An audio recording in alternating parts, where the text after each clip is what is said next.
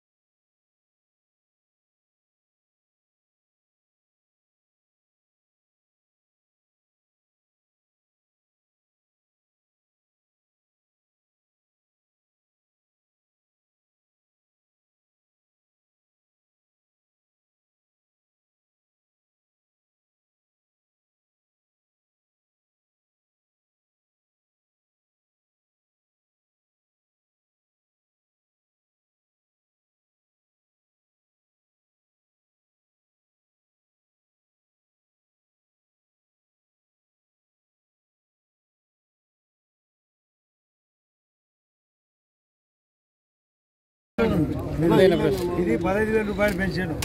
ఎందుకంటే ఇతను పూర్తి బెడ్కే పరిమితం, పూర్తి మంచానికే పరిమితమైనప్పుడు 15,000 రూపాయలు.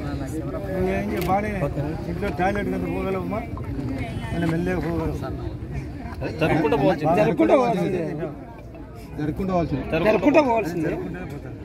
బయటికి రావాలి, చేతులేం బాగానే ఉన్నాయి.